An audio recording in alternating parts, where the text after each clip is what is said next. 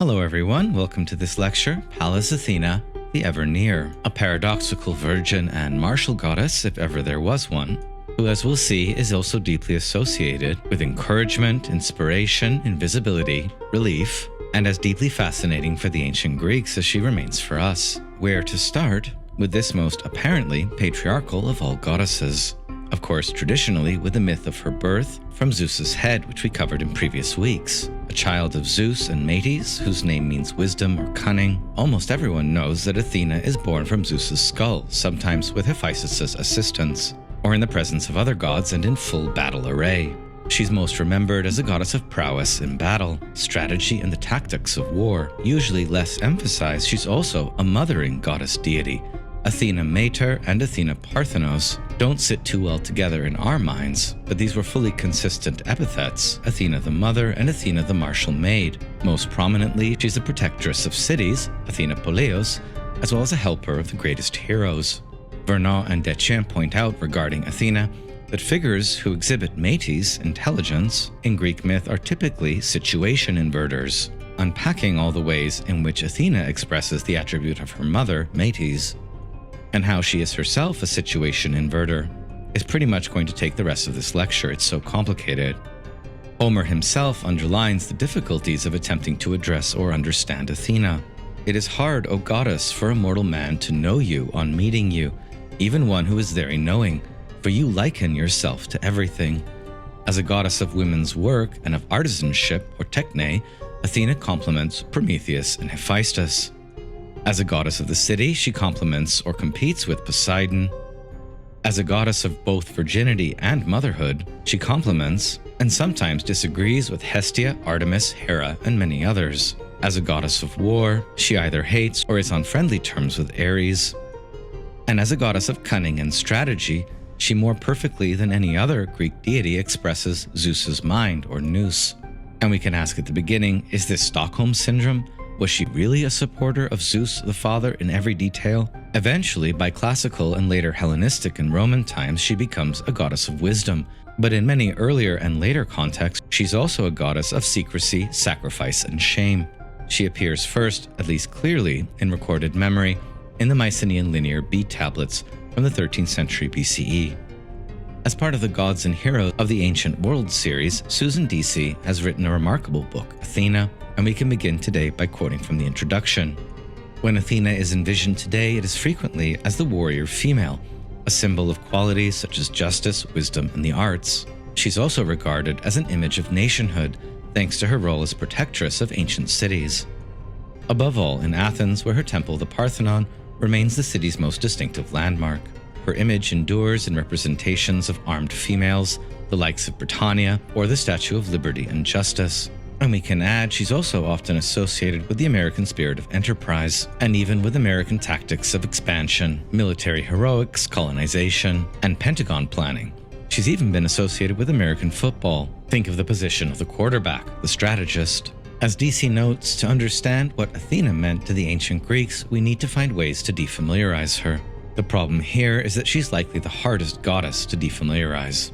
The most succinct ancient citation from which to begin is probably the Homeric hymn to Athena. Athena in her epithet Tritogenia, Triton-born. Pallas Athena, I begin to sing, Glaukopsis, Polymetes, unbending of heart, pure Parthenos, savior of cities, courageous. Let's do a preliminary breakdown of these major epithets of Athena now, and then return to their ultimate meaning closer to the close of the lecture. As most people familiar with Athena know, Glaukopsis refers to Athena's owl or sea-gray eyes, or to her fierce or flashing eyes, and Polymetis, much cunning or much intelligence, also relates to the epithet polytropos, much traveled and many turning. It is through this latter epithet that the hero Odysseus shares in Athena's Polymetes. Athena is also mentioned in the Homeric hymn as Soter, savior, and Parthenos, virginal or maiden goddess. You'd think this would be plenty to go on, but in fact Athena's epithets are legion. Most familiar to the average Greek citizen, they might add Athena Hugaia as promoting good health, and Athena Nike as a goddess of victory. Homer also calls her Agalia, the driver of booty, and later she was called Persepolis, the destroyer of cities. Even Trojan women invoked her as Athena Erysipelas, guardian of the city, who hopefully won't allow its destruction, since the Trojans prided themselves on having a famous Athena sanctuary there as well, in which was housed her famous Palladium. More on that in a moment. Whether as a protectress of cities or their destroyer, Athena was ever a goddess of the citadel, Polias. Metis, her mother, was a titaness. She was associated with the sea and with shapeshifting. This is what Hesiod means when he speaks of Zeus's crafty trick in getting her to shift into a smaller, more swallowable form. Pindar and the Homeric hymn probably sing her birth more majestically even than Hesiod. For Pindar, it occurred on the island of Rhodes, where once the high king of the gods drenched their city in a gold snowfall, when, by the artifice of Hephaistos, with the stroke of the bronze-heeled axe, Athena sprang from the height of her father's head with an invincible cry. The sky shivered before her, and earth our mother. In the Homeric hymn, at her birth, great Olympus began to reel horribly at the might of the owl-eyed goddess, and earth round about cried fearfully, and the sea was moved and tossed with dark waves, while foam burst forth suddenly, and the bright son of Hyperion stopped his swift-footed horses a long while, until a maiden, Pallas Athena, had stripped the heavenly armor from her immortal shoulders, and wise Zeus was glad. Pretty important goddess being born of the sun, Helios even stops in its tracks. Her birth usually occurs near the river Triton, but various locations have been proposed. And it is here in reference to the river Triton, near which she was born, that we can explain her epithet Pallas Athena, which the Homeric bards almost never forget to include.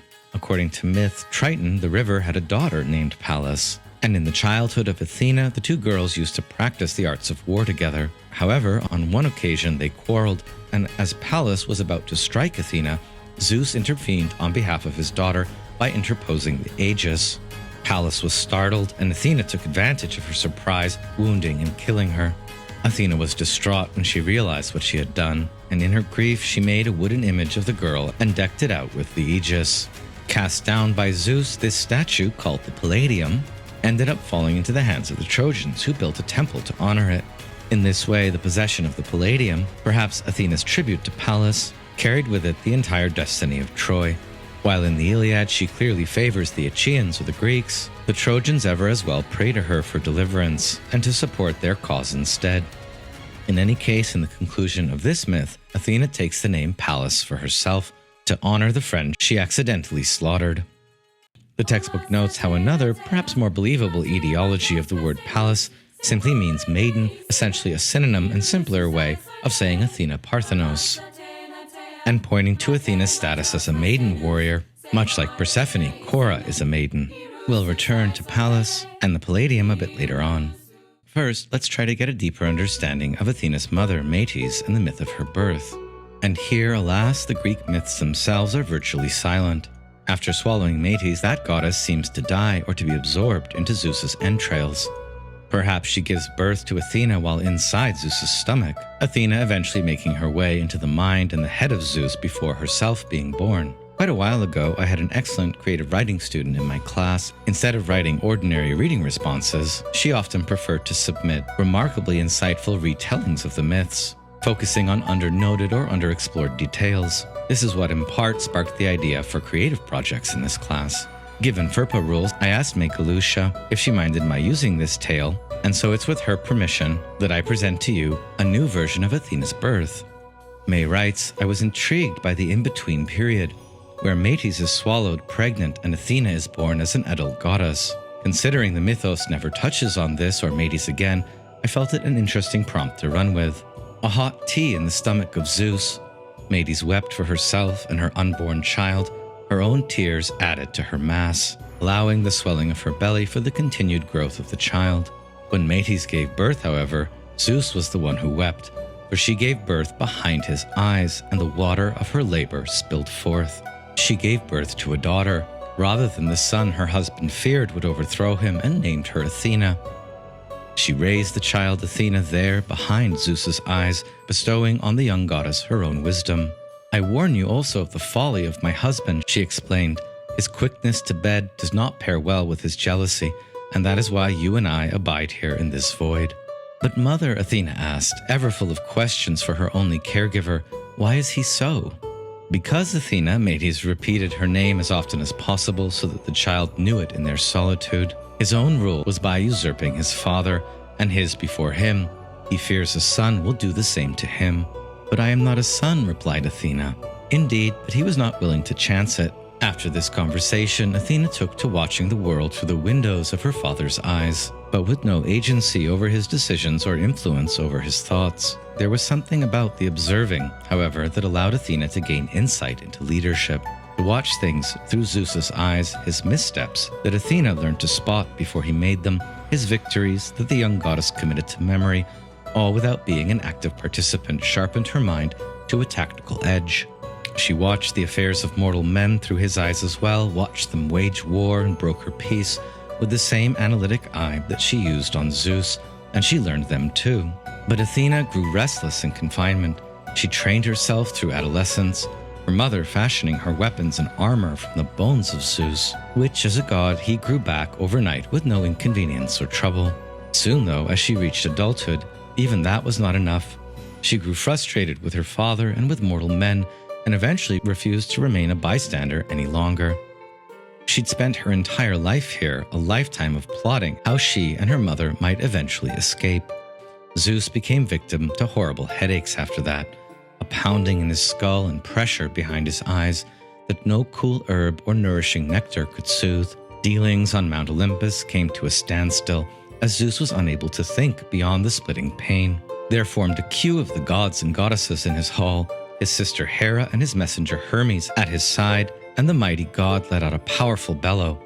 This pain is unlike any I have ever been forced to endure. Let my skull be cleaved for its ceasing. His demand was met, and from the crown of his head sprang Athena, full grown and fully equipped in armor, coppered by his blood. The assembly gawked as the child of Metis first touched the soil of the great gathering place of the gods, before Zeus's mighty throne. Athena did not squint at the light she was suddenly bathed in, for she had had long years of anticipation and observation through the eyes of her father, whom she looked back at while Hermes mended his broken skull. "Who are you?" Hera asked, rising from her place beside her husband. Athena watched as Zeus wept hot tears and stared into Zeus's glassy eyes, nodding farewell to her mother. "I am Athena," she answered so that all might hear her level voice. "And no mother again shall suffer as my mother did." May's tale is decisively not about the Athena we hear in Greek myth, or at least not about the Athena that the Greek patriarchy liked to tell itself about. Her Athena is fundamentally allied with the mother. The story of her childhood is that of seeking to understand Zeus, but always from the perspective of Metis.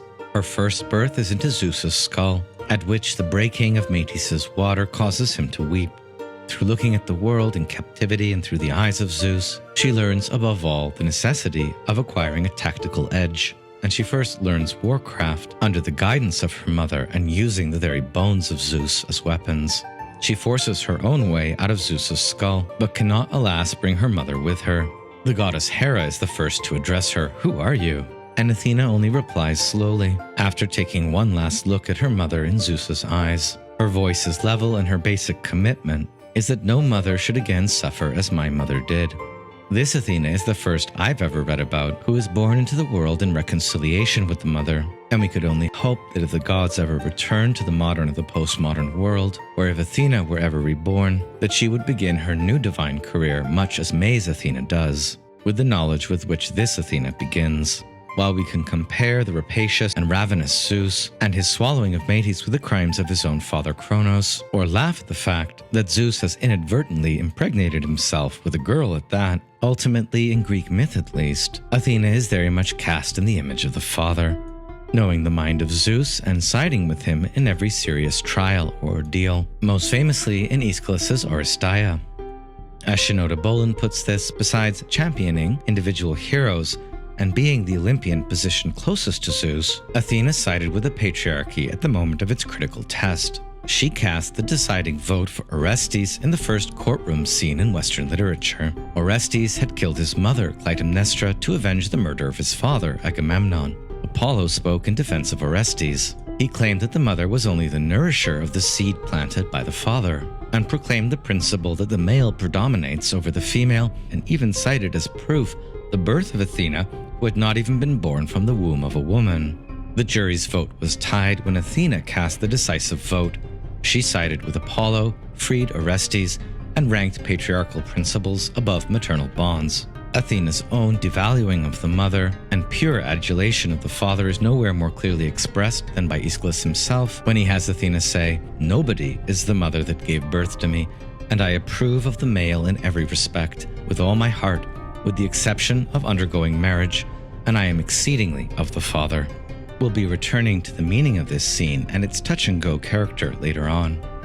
As to Athena's attributes and appearance, as most know, she's usually helmeted, carrying a shield and a spear. She wears what's known as the aegis, a scaly goatskin cloak or shield, which enables her to cause terror or to disarm her opponents, often with Gorgonion at its center. That is, the head of Medusa, which petrifies opponents on sight. She is associated with many animals, above all the owl, but also the crow, the sphinx, and the serpent, and even horses. In the most famous statue of Athena by Phidias in the Parthenon, her helmet is decorated with a sphinx and a griffin. A serpent coils around her shield, on which is cast the Gorgonion, and she holds a spear in one hand and the goddess Nike in the other, or the spear is absent and she holds the shield in her left hand.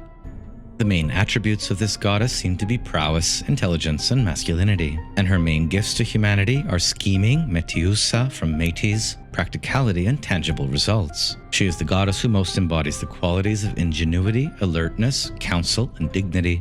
And in the productive arts, she has a hand in 3 separate domains. The domestic arts of women, including weaving, clothing, or jewelry, but she's also the god of the potters and ceramics. In the agrarian sphere, she oversees the olive tree and also gives the plow, the rake, and the yoke. And in the military domain, she's responsible for armor, chariot, and shipbuilding, as well as the equestrian arts. How to make sense of Athena's appearance and her attributes and domains is a very thorny problem in classical studies. As DC notes, she is a vividly individualized deity with a distinctive appearance and characteristic attributes, yet she's extremely difficult to pin down, eluding any simple or straightforward characterization. She was a being diverse even for a deity in ancient polytheism. The textbook as well tries to sum up all too summarily the character and appearance of Athena in its closing section, adding to what we've already discussed so far the idea of weaving as a symbol of cunning and resourcefulness, and the connection of Athena to the Fates as weavers, as well as her central role as a goddess of virtue or excellence, in Greek arete. There are also myths concerning Athena's ambivalent relation to music. She invents the flute but discards it, an instrument which Marsyas the Seleni then takes up in his losing musical contest with Apollo's lyre. As a goddess of artisanship or craft, she's often associated in worship with Hephaistos, especially at Athens. And at least for mortals, her virginity is entirely unapproachable. In answer to the question of where can study of Athena begin, there have been diverse answers. For Jane Harrison or Bachofen, Athena is in fact an amalgam of a prehistoric nature goddess and a later warrior deity, although this view has recently been much criticized. The great classical scholars Farnell and Cook produced the most detailed studies of her epithets, attributes, sanctuaries, festivals, cults, and images, and their findings very often crop up in all later interpretive work on Athena. Who is Athena in Homer? And here I've assigned Walter Friedrich Otto's chapter Athena from his book The Homeric Gods. Otto begins a bit more simply in 1929 that her name itself is not Greek, and also that Mycenaean art frequently depicts an armed goddess with a huge shield, perhaps the Mycenaean Athena. Beyond that, however, Cretan and Mycenaean statuary is virtually mute. Our best source for early Athena thus ends up being Homer. According to Otto, in Homer, Athena is joyous and mighty, but does not enjoy the wild spirit of mere destruction. If Ares is a bloodthirsty, raging demon full of braggadocio and the thrill of carnage, Athena is much more sober and clear-minded tactics. That is, she is a rational power, and she's also much more than a goddess of war. She's a civilization strategist, ever helping heroes, especially her favorites, Hercules and Odysseus, but also Achilles, Diomedes, Jason, Bellerophon, Theseus, and Tyndaeus. And her assistance of the heroes in this context goes far beyond military might. She often approaches them in very delicate situations. As to her presence in war, Otto notes that her effects are celebrated by all Greek poets and artists without reserve. The poets see her swathed in darkling clouds descending from heaven in order to urge the warriors on. In the Iliad, she rouses the flagging spirits of the Greeks to the thrill of battle. And in the Persian War, she sends the Greeks inspiring signs, such as the appearance of her owl. Athena even appears in Odysseus' battle with the suitors at the end of the Odyssey. Then she turns into a swallow to watch Odysseus' first moves from the rafters. But at the moment of his final victory over the suitors, she reveals herself fully by raising her aegis high as the suitors scatter in terror. From all these scenes and others, Otto derives his first important observation about Athena. Her presence alone is effective, but she does not actively participate. This already sets up a bit of a paradox in her nature, between watching from the sidelines and taking an active part in the events that unfold. And this as well is depicted frequently in Greek sculpture and art. We'll return to this active versus this mourning or sidelined Athena later as well.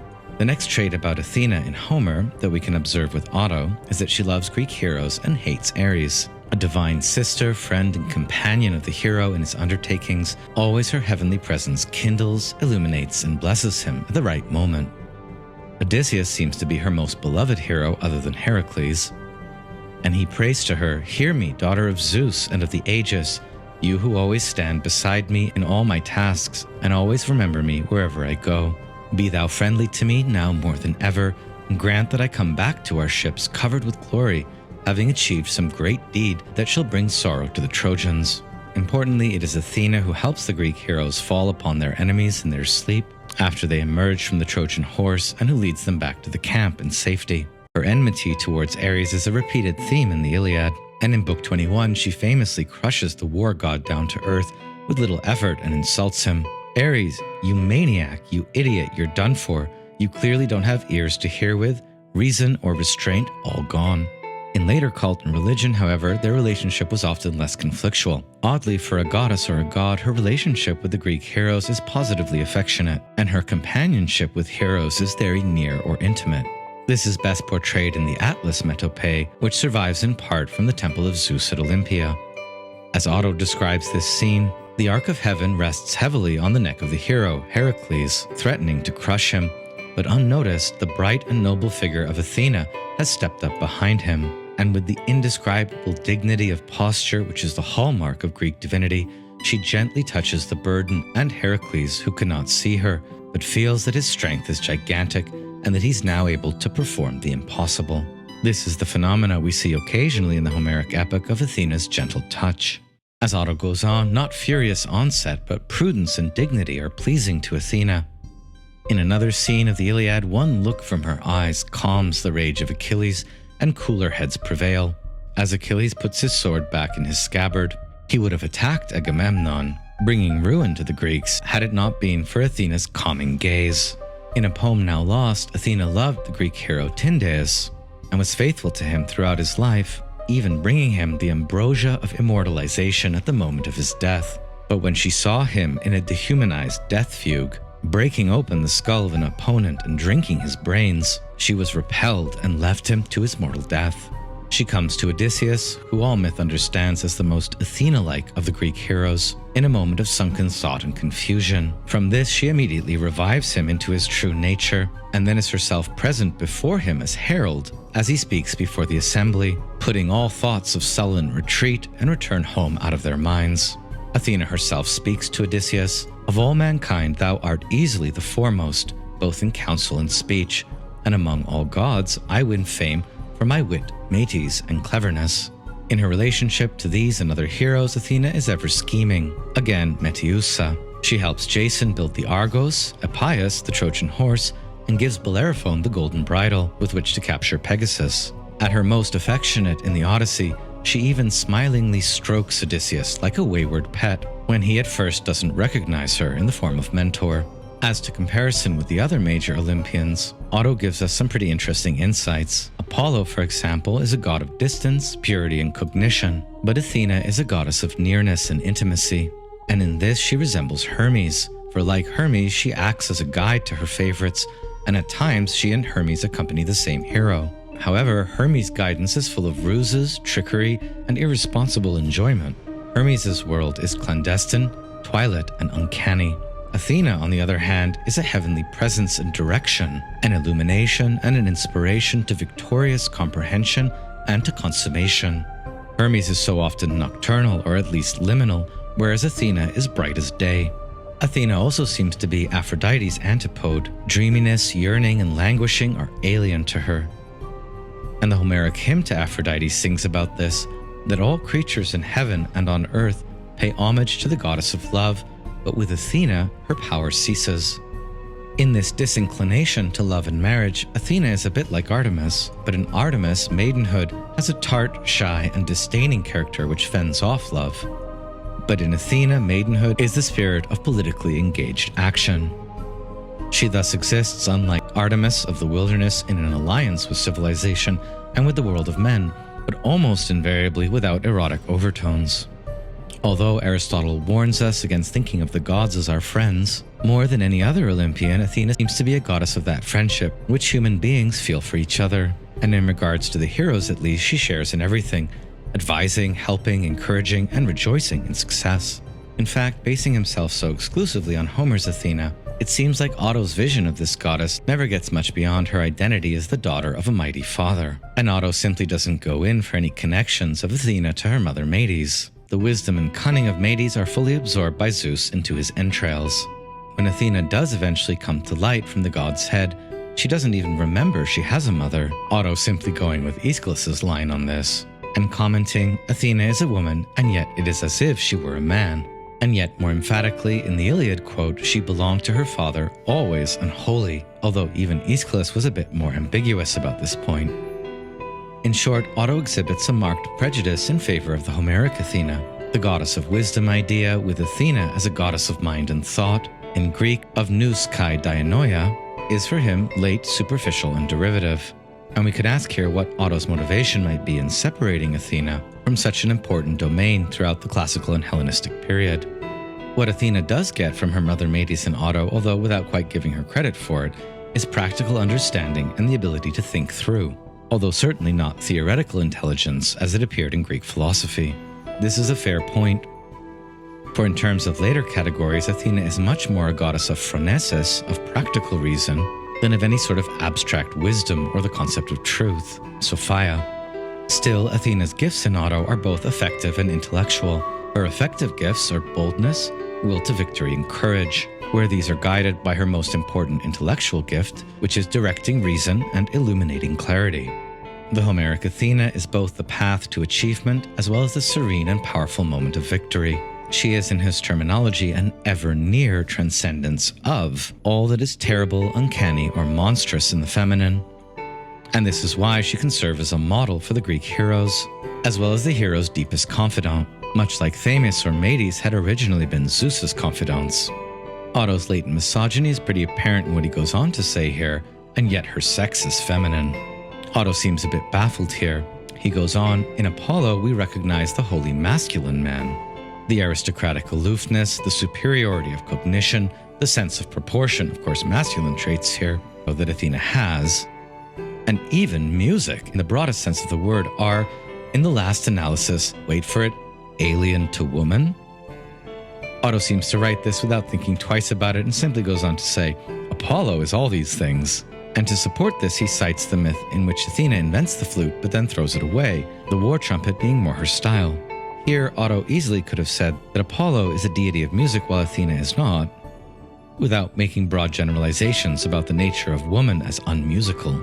In fact, Athena is associated with music, as Otto notes, the war trumpet, and also with the Pyrrhic dances of war, as we'll see. And Otto goes on here to do some pretty suspect sermonizing about essential masculine versus feminine attributes and achievements, especially what women find delightful in men and vice versa. This is bad psychology.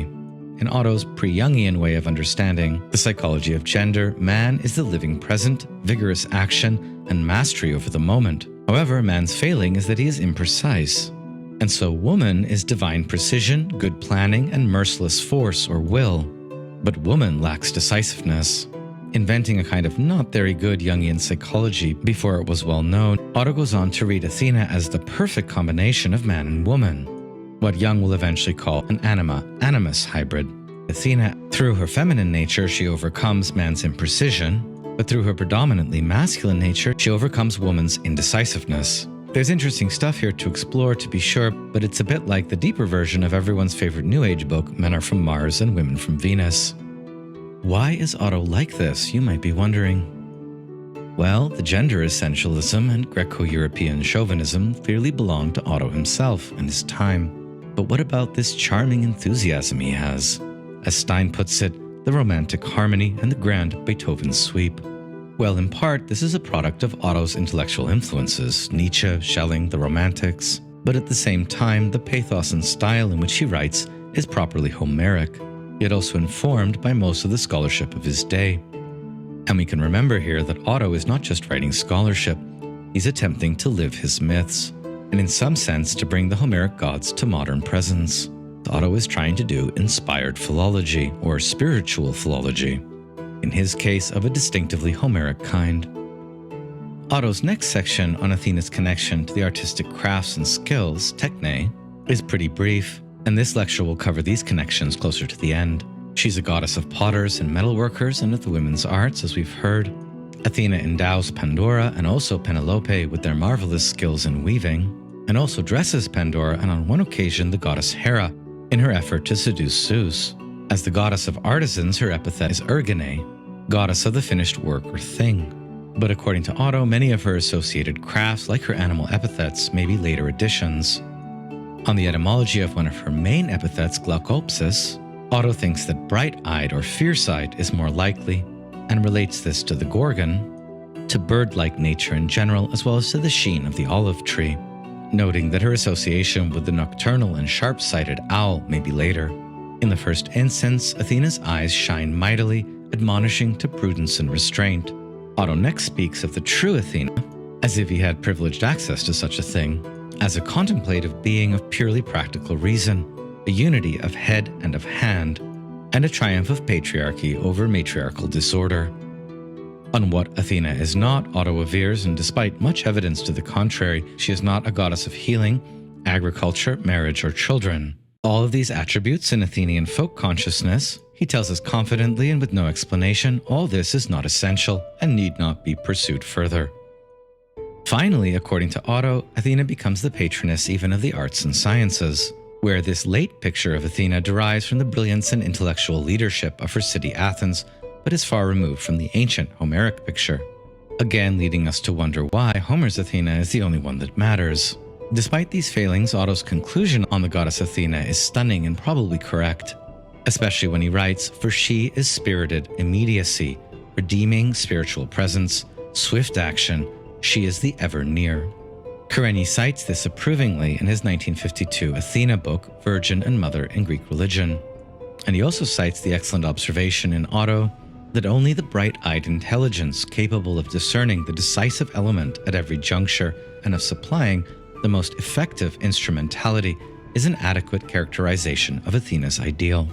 These insights represent an advance in an understanding of the goddess, beyond the concept which identified the goddess with divine providence, and beyond the concept of a Mycenaean palace goddess as well.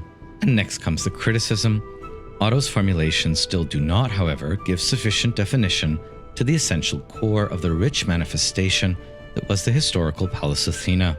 The quality of being one who is ever near and the goddess of wise counsel belongs to a particular aspect of Athena, one that is not identical with her martial and virginal qualities. What Otto completely misses in his characterization of Athena is her motherly sagacity and maternal care, Athena's nature as woman and the relation of her virginity to politics are briefly skimmed over but ultimately completely lost. And so let's transition now to a brief overview of Kerényi's Athena. For a straight retelling of all her associated myths, Kerényi refers us to his Athena chapter in one of his masterworks, The Gods of the Greeks. In his Athena book, Kerényi will be more concerned with Athena's complexity in cult and religion, as well as with a profound psychological and historical interpretation of this goddess. While it's undeniable that Athena does represent father right, opposed to what Bachofen had earlier called mother right, the really mysterious thing about Athena is her special relation to mothering, as Athena made her, and even her relation alongside Hera to marriage and family. For Kerényi, these associations go back to the Mycenaean Athena, and perhaps even earlier to the Minoan snake goddess we saw in Week 2, who is sometimes identified with Athena. The double nature of this goddess is what is most interesting to explore. As protectress of cities, she is indeed the strong, unvanquished, and virginal goddess, and her image, the Palladium, guarantees security. Although it didn't work very well for the Trojans, alas. As savior or soter, Athena is a rescuer from every danger and peril, both military and domestic. Again, underlining her mother quality, Kerényi writes, she is the gracious nurse, who takes the children of mankind to herself. And we can note here that no other god, not even Prometheus, is so kindly to humanity, at least most of the time, and performs so many beneficial roles. In the overall argument of Kerényi's book, rather than ignoring and minimizing Athena's relation to the mother, Metis, or to the feminine, we must look more deeply into Athena as a woman in order to unlock her paradoxical nature. And here, to his credit, Kerényi notes that not even the extremely unfeminine father's daughter, Pallas Athena, is born to the father alone. Even she has a mother who carries her to term within the body of Zeus and forces the devouring husband to deliver the child. Athena herself may forget she has a mother, an Aeschylus or other testimony, but she definitely has one. And ultimately, for Kerényi, due to her mother being Metis, Athena's character is more maternal than even virginal. Yes, Athena supports the patriarchy of Zeus, but usually in a way that tempers Zeus's archaic power and phallic virility. And yes, sometimes Athena takes on the mantle of the father's arbitrary cruelty, as we see especially in Ovid's vengeful or cruel Minerva. But this is not her usual archaic and classical depiction. Athena Mater, just as important as Athena Parthenos, is in fact a wedding and a kinship goddess. She classifies men into phratries or brotherhoods, and leads youth, both boys and girls, towards the stage of marriage through sagacious counsel and correct ritual. And she is also prayed to in marriage ritual as protectively surrounding the wedding event with her presence and securing the conception of a child. Most interestingly, although modern interpreters seldom wish to see this, in myth and in religion, Athena's virginity is not unquestionable or unquestioned. Not only was Hephaistos a candidate to marry Athena, but there were many other more sundry myths about her unions with gods in circulation. In the best known of these, Hephaistos was either given Athena by Zeus in a bridal chamber, or he attempted to assault her. He failed to penetrate her, and his semen fell on the earth. Either that, or it fell on the thigh of Athena, which she wiped off and threw onto the ground, Gaia. And from this, the serpent boy Erichthonius, an early king of Athens, was born. What is really going on here? Was Athena perhaps violated by Hephaistos or some other god, maybe Zeus? Was the Hephaistos story and setup a cover-up and a handy way to explain the child? It's odd here that we moderns tend to believe this myth, while many of the Greeks did not. According to Kerényi, in myth and cult, Athena retains a psychological rather than a literal virginity. Exoterically, to anyone satisfied with the superficial understanding of this goddess, she becomes merely the foster mother of Erichthonius, when in fact she is also his literal mother. This perhaps more believable, even if unseemly tale, is borne out by more evidence than most people know. Before looking at the specifics of Kerényi's argument, we can get a sense for this topic by looking first to the translator's afterword by Murray Stein, where he sets out by highlighting the archetypal comparison of Athena and the Virgin Mary. Importantly for the Western psyche, both Athena and Mary are committed to the Father, and both soften and mediate the spirit of the archaic Father, and both are also concerned with mercy and justice. Athena, however, is not a Theotokos, not a god-man bearer, at least not overtly or at a first glance, nor does she show, in Kerényi's reading at least, the same unambivalent receptivity to the Father. Athena's archetype is differentiated from Mary's most in the fact that Athena is more defensive, militant, and supportive of heroic striving. Murray observes that Northern European or Protestant countries tend to inherit the spirit of Pallas Athena more, whereas Southern European or Catholic countries are more focused on Mary. With the Virgin Mary, the maternal flame, the glowing womb, is prominent. With Pallas Athena, it is concealed. Concealment, however, does not mean non-existence. Kerényi's main point in his book is to try to explain the paradox of Pallas Athena. How can she be both virginal and maternal? To be sure, Otto is not wrong that in her role as mother, Athena contributes to the interests of the father and his order. And in Athena cult, virgins are both honored and in some evidence sacrificed to Athena, or sacrificed in relation to Athena cult. As we've seen, Athena oversees initiation into motherhood and marriage, but sometimes this goes wrong and a virgin ends up being sacrificed. Murray observes that unlike Otto, Kerényi does not evade the dark side of this image. What is distinctive about Pallas Athena is that her brightness and virginity are restored like a moon passing through darkness into rebirth. In her reborn or sunlit form, Athena ever defends father right and the paternal spirit, but we cannot ignore how her relationship to the father remains ambiguous. Was she violated by him? Is her chief attribute defensiveness? in fact focused against the archaic father and his overwhelming phallic spirit? As we've seen, Kerényi agrees with Otto's insights into the spiritual or mental nature of Athena and her primary definition as a goddess of practical or strategic excellence. But Kerényi goes much further. Psychoanalytically, Murray observes, Athena may be a case of positive transference, an internalization of the paternal order and its ego defenses, and along with this, a new kind of mother complex. In her most frequent appearance, Athena's aegis or shield, which contains the Gorgon, utilizes or sublimates the threat of the horrible mother effectively. But her siding with the Furies against Orestes is far from decisive or unambiguous. While Aeschylus is at pains to show how Athena is wholly of paternal spirit and without a mother, in fact, in the movement of his drama, she at first wants to stay out of it. And this initial hesitancy of Athena can be read psychologically as pointing to the persistence of her relation to the mother, her unambiguous siding with Orestes becoming a kind of abreaction. Athena does not want to choose, but she is forced to choose. And what she chooses is the sunlit world of Olympian Zeus, even with all its lies, far preferable to the return of matriarchal disorder.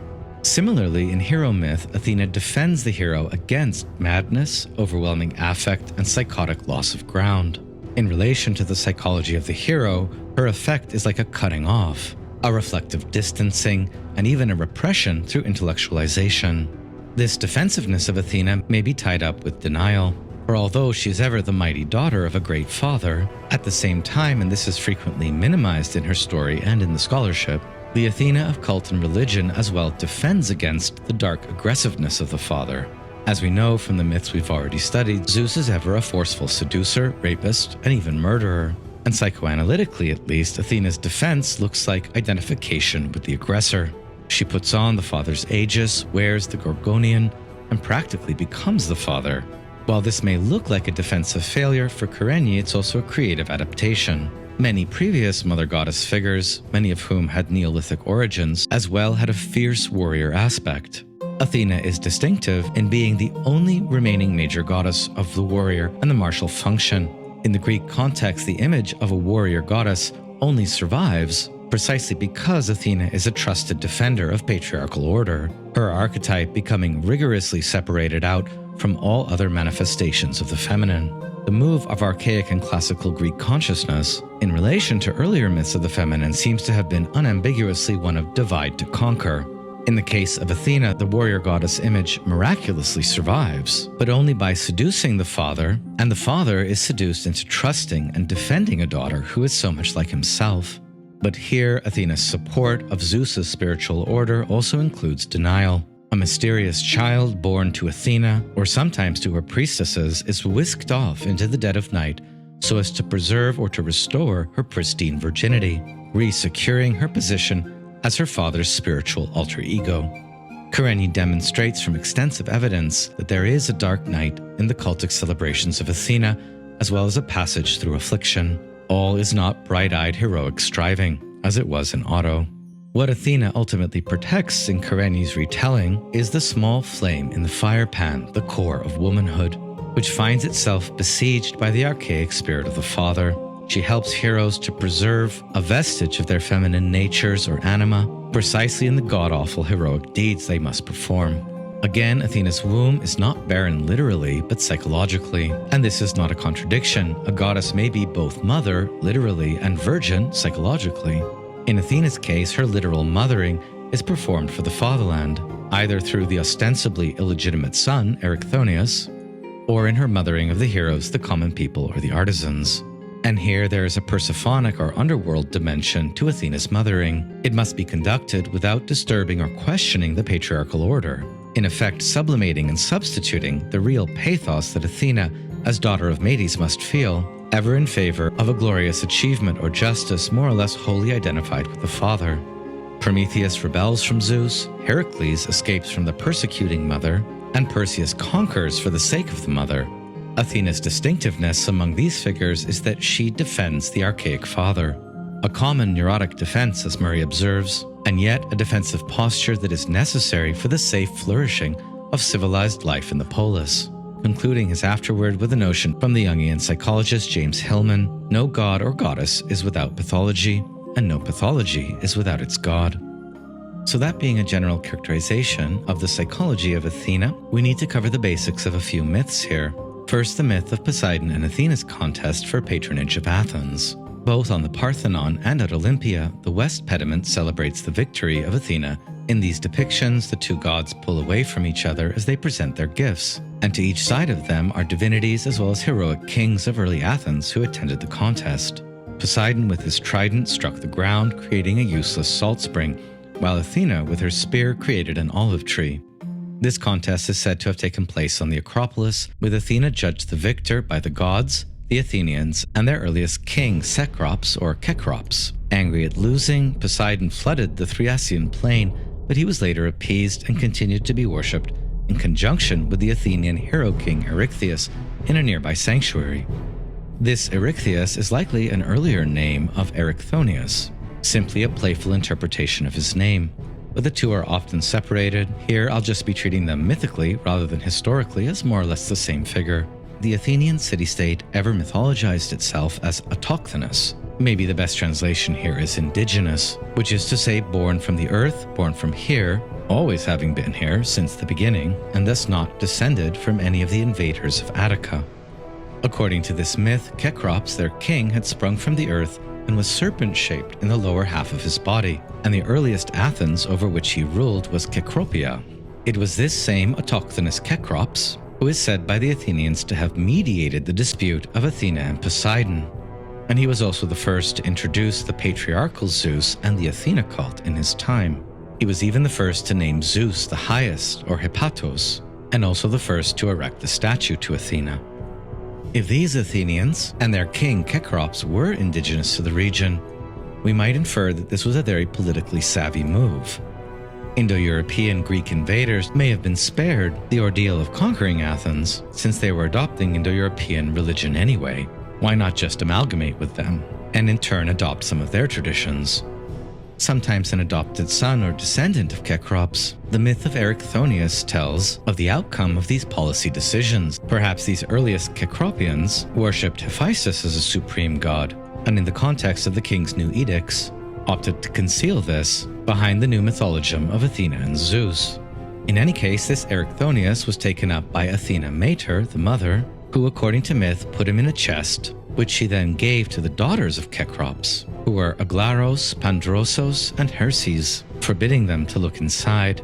Of course, the sisters disobeyed and opened the box, but were driven mad by what they saw, either a pair of snakes or Erichthonius with his snake-like little baby body, and they hurled themselves off the Acropolis. And after this, Athena took Erichthonius back and brought him up herself. As the king of Athens subsequent to Kekrops, Erichthonius was credited with instituting the festival of the Pananthenaia and setting up the wooden statue of Athena on the Acropolis. Having won the contest against Poseidon over patronage of Athens, Athena prophesies that after his death, Erechtheus or Erichthonius would be worshipped at Athens with his own cult site under the title Poseidon Erechtheus. And so this very important temple, the Erechtheion, which still survives right beside the Parthenon today in Athens, was eventually dedicated to both Poseidon and Athena Polias, thus reconciling the gods. Exoterically, or publicly at least, all these events are most celebrated in the greatest of all Athenian festivals through the classical age, the Pananthenaia festival. Dedicated to Athena Polias as guardian of the city of Athens, this festival, more than any other, included all the population in a grand procession through the city and to the Acropolis. The central moment of the festival was the presentation of a new ceremonial robe, or peplos, to deck the old wooden cult image of Athena in the nearby sanctuary of Erechtheus, not to be confused with Phidias's later stone statue of Athena in the Parthenon.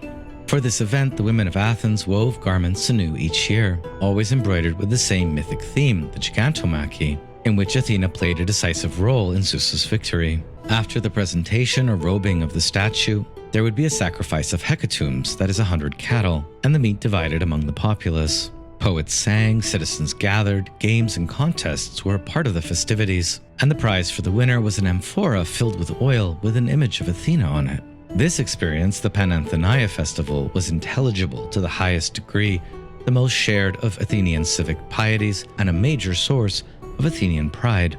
But here's where things start to get a little more esoteric again.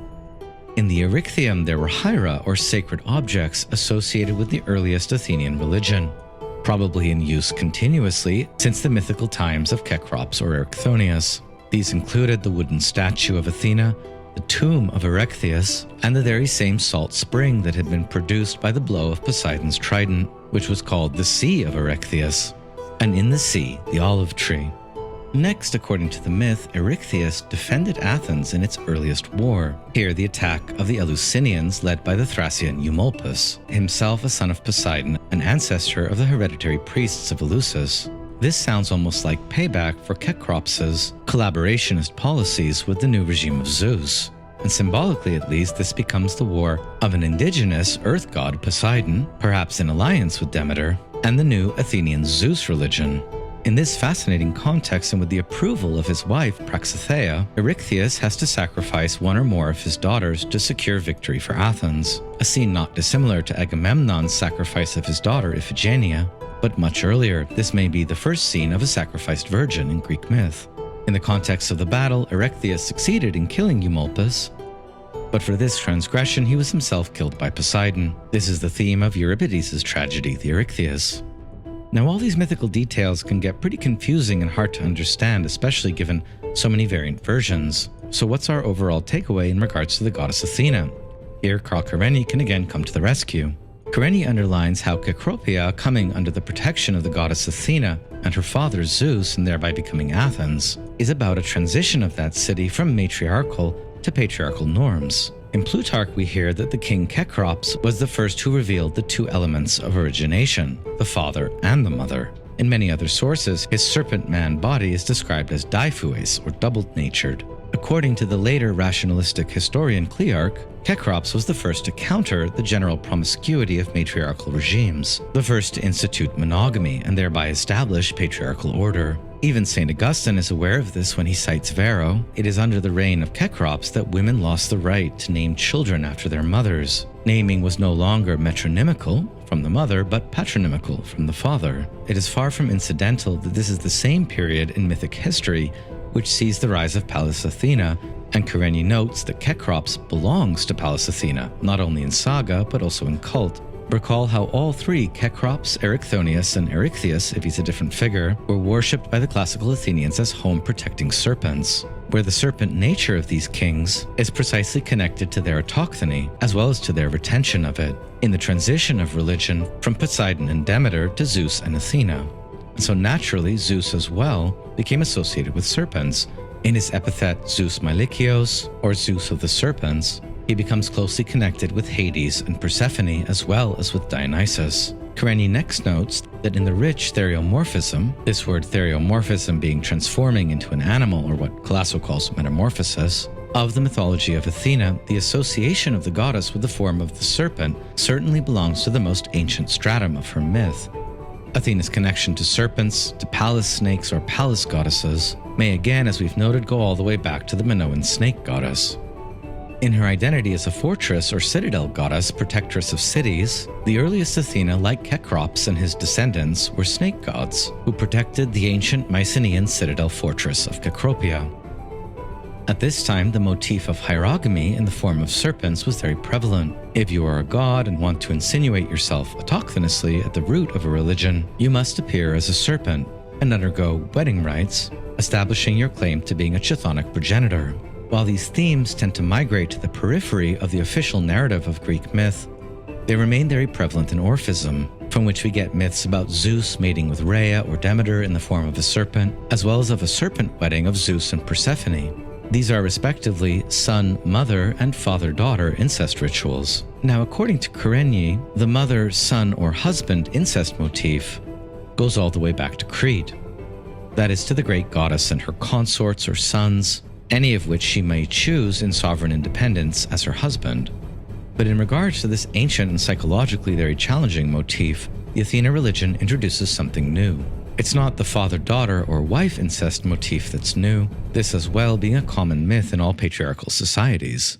But what is radically new about Athena is that emerging from the father-daughter complex, at least officially, she never becomes the wife of Zeus and remains virginal, but at the same time the duties of motherhood are foisted upon her. As Athens emerges out of the Mycenaean and the Dark Ages, this becomes the Athena we meet in Homer, where her mother aspect is minimized. She is the first mother virgin goddess of Greek myth and of Western culture.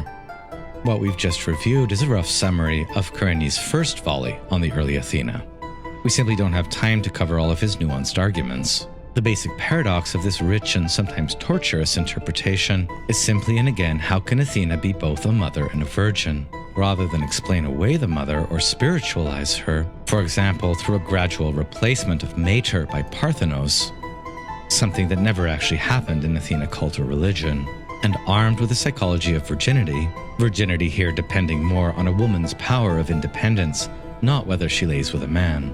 Kerényi's book goes on to trace a history of shameful secrets, and he himself seems rarely frank enough about their meaning, leaving the implications to be sorted out by his reader.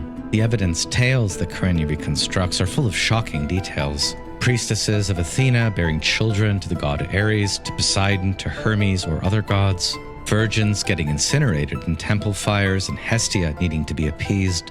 Virgins getting hunted for sport on their way to other Athena temples. If they make it, they become priestesses of Athena, but they usually don't. These are just a few of the more unsettling details that we find when we try to pierce through the whitewashed Eurocentric vision of Pallas Athena.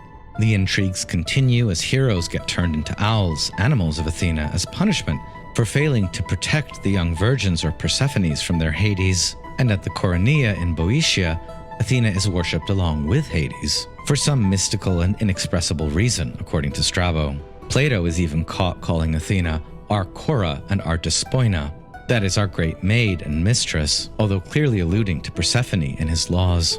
In one tale, the maiden Eodamia was turned to stone simply for bumping into Athena with her gorgon while she was walking through the darkly lit temple. After that, her fire must be rekindled each day, suggesting a strong death and resurrection motif in Athena cult, unlike Hestia, whose fire, of course, never goes out. Most disturbingly are the virgin sacrifices associated with the goddess Athena. Kerényi here noting that the original meaning of human sacrifice to Athena concerns initiation rites, through which young boys and maidens too as brides were taken into patriarchal organizations. Naturally, we could say in these patriarchal organizations a few grooms or brides have to be sacrificed to fulfill a religious requirement, usually involving the lunar cycle or menstruation, and at times those supposedly under the protection of Athena are also punished for their misbehavior. Kerényi notes how these barbaric practices were usually peripheral to classical Athena cult, but elements of these earlier cults and ritual myths survived in Athens well into the classical period. Kerényi underlines that Athena's accidental killing of her girlhood best friend Pallas can be read as a myth of religious reformation. Pallas, perhaps one of the original sacrifices to Athena, will now be honored and the circumstances of her death turned into mere child's play. While some YouTube channels still want to separate the vengeful or spiteful aspects of Athena, for example in Ovid's later Roman account, from an earlier or more sublime or gentle Greek goddess, in fact, there is ample evidence for a dark side of Athena from the start of Athena worship and continuously. Even the motif of Athena's competitiveness, most famously in the myth of Arachne, probably has some basis in ancient Greek Athena worship. All the priestesses in her temple are trying to outdo her in some sense. She's their mother and the goddess of the Greek Agon, of course. And also in Ovid's Arachne myth, we find elements of Athena's secrecy. She really loses her cool when she sees what Arachne is depicting, namely, the sexual transgressions of Zeus or other great Olympian gods. And this, of course, is not to be tolerated based on her patriarchal nature. Often in these fragmentary sources, Athena is a bystander, while other gods do the virgin raping or the virgin sacrificing, but she sometimes also plays an active role. That Athena, or Minerva in Ovid's version, was outraged at Medusa for the mere fact of having been raped by Poseidon in her temple is not inconsistent with her Greek dark side. Here, Medusa's fate is similar to the fate suffered by many of Athena's priestesses, even though she is the goddess of protection. And what the myths of Athena's victims have in common is that they all appear like Medusa, either to have transgressed some law of her sanctuary, or even to have discovered some aspect of Athena's own secret in the process. Athena's Gorgonion, which terrifies and turns to stone, is simply the fate of those who discover a secret as they gaze into Athena's bright eyes. While she remains a goddess of defensive virginity, the consequences when her initiates fail to defend their own virginity, or perhaps fall victim to a similar fate as Athena herself, are dire indeed. Most tellingly, in regards to these darker sides of Athena worship, all of this was quite well known. These were open secrets, joked about or concealed under a pious silence by the literate Athenians themselves. Here Kerényi turns to the evidence regarding the Erephoroi, or secrecy maidens of Athena. These were 4 maidens, chosen between the age of 7 and 11, from the noble families of Athens, who became executors of the secret rites of the festival of the Erephoria, working closely with older priestesses, many of whom were not virgins, on the peplos. We don't know much about the Erephoroi or the Erephoria because these mysteries were about as tightly guarded as those of the Eleusinian mysteries, which we'll encounter later in the course. We do know that the Erephoroi were often ritually identified with the Dew Maidens. Remember the daughters of Kekrops, Aglaros, Pandrosos, and Herses, the very ones who opened the box containing Erichthonius, and they were also sometimes identified with other historical priestesses of Athena. Shockingly, according to Kerényi, while most educated and romantic souls take purely aesthetic pleasure in the names of these Dew sisters and associate them with vestal virginity and purity, in fact, in Greek, Dew, Urse, and also drosos, was a well-known euphemism for fertilizing semen or the resulting child.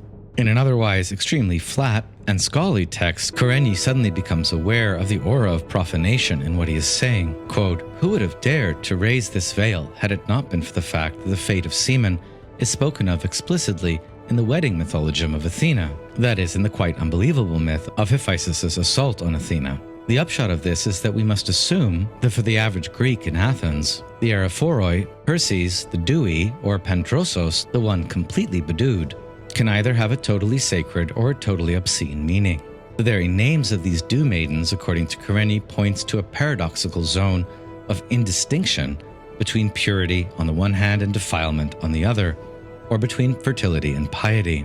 Did their father Kekrops perhaps do to these Dew Maidens just what Zeus did to Athena? Was this in some sense part of the secret that was not to be spoken? According to Kerényi, the father-daughter incest mythologum lies at the heart of Athena religion. Deeply buried and sublimated, to be sure, but at the same time ever present, just as in Otto the goddess was ever near. In the official narrative at least, any hint of a sexual relation with a father is rigorously repressed. Revealingly, however, Athena is simultaneously bonded to the father, yet also charged with providing or overseeing the father's progeny. Again, the paradoxical and contradictory motif of a goddess who is both a virgin and a mother.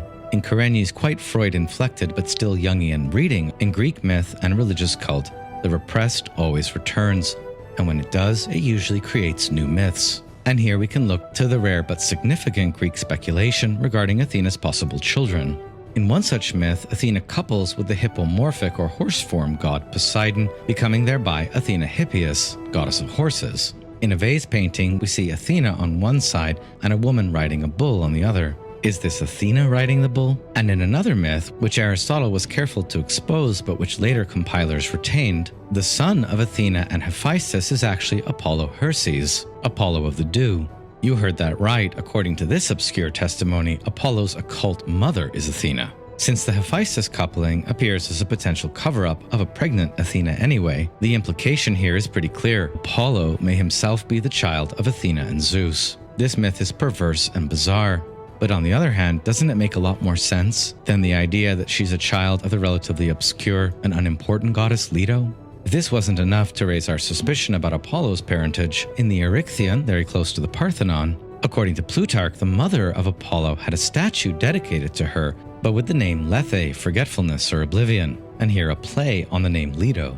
Again, the implication is pretty clear. Leto is not Apollo's mother, but his true mother is best forgotten. Lastly, in a less well-known Orphic myth, Athena is the mother of the Curetes, in a surprising wedlock with Helios, the god of the sun. Kerényi doesn't mention this possible child of Athena, but we'll look more into it in a second. In short, Athena Parthenos, the virginal goddess, had many possible divine children, her actual virginity or not being a subject of significant rumor and dispute. And so we arrive at Kerényi's quite unedifying conclusions regarding the goddess Athena, which begins from noting, perhaps a little problematically, that without brother or father, virginity would be meaningless. Why would virginity be meaningless here without father and brother? Couldn't it have meaning strictly in relationship to the mother or the sisters? Well, yes, but this would be a reversion to matriarchy.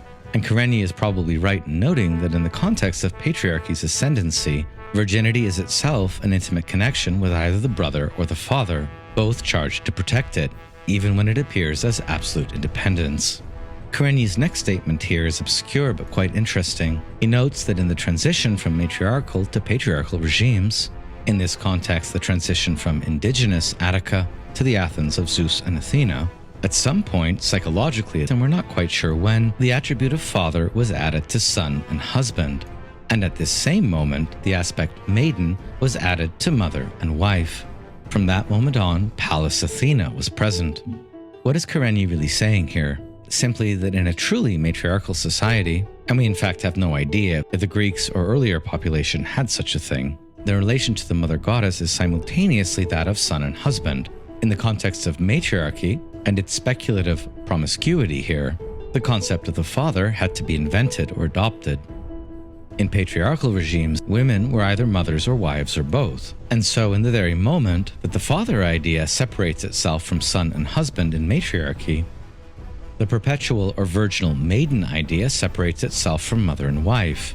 To my mind, such speculations are quite unconvincing. Despite all the important evidence that Kerényi adduces for these claims, the fact remains that father and maiden, if they are psychological categories which can be so derived, would had to have existed long before the Greeks. It's not like the psychology of humanity suddenly changed when Pallas Athena was born. Acknowledging Kerényi's limits here, we can still learn quite a lot from his pretty stunning conclusion. Quote, the inner tension and opposition between motherhood and a maidenhood that is dedicated to the father and signifies a prohibition against all other men is a human reality. This being a quite compelling statement of Athena's obvious daddy issues. Kerényi goes on, the incestuous character of this bond is explicit only in archaic mythologisms and in stories and collective dreams, phenomena which all fall outside of the order which the Greeks called Themis. Within this order of Themis, the bond of father and daughter became the foundational pillar of the patriarchal family. The father's daughter among the gods, Athena, stands out beside the sons of the father. She's different than them, for she alone is tasked with a role of great responsibility. Athena the mother, alongside Athena the virgin, has the job of delivering over to young men the maidens so that they will become mothers. And as the dust settles, at least, the lordship of the paternal spirit in Athena perdures above everything else. Given all this and the persistence of Athena worship as a pure virginal goddess of Western civilization and its lily-white order, it does seem that the value of Kerényi's problematic book is that it requires us to address in more detail than before the father-daughter mythologism, and thereby to take a sober look at the new kind of mother complex that Pallas Athena represents. And perhaps here may Galusha's story with which I began this lecture can help point a way forward. Viewed simply as nature myth with Max Mueller, for example, Athena's birth from Zeus's head reflects the acknowledgement that thought originates in the brain. But ideologically, as we've seen, the myth recounts a shift from matriarchal conceptions of divinity to patriarchal concerns. Thought and cunning were formerly independent aspects of an autonomous feminine, as we see in many early goddesses. In the Greek vision, Metis, now subordinated to Zeus through her daughter Athena, forever diffuses the full usurpation of Zeus through her cunning. Zeus becomes omniscient in theory, but seldom in practice, and chance or fate might at any moment dethrone him. In Jungian terms, Athena's birth out of Zeus's head represents an attempted union of the anima with the animus, but one, as we've seen, which has something of pathology about it and is quite symptomatic. In Freudian terms, Zeus's swallowing of Metis and giving birth to Athena quells his Oedipal fear of a son who will surpass him. Either the more Freudian or Jungian reading works out pretty fine for Zeus. What it leaves unaddressed is in Athena a seriously buried mother complex, even to the point, as we've seen, of complete denial of the mother's existence and collaboration solely with the will of the father. Did anyone get the sense here that Athena is somehow part of the prehistory of Christianity?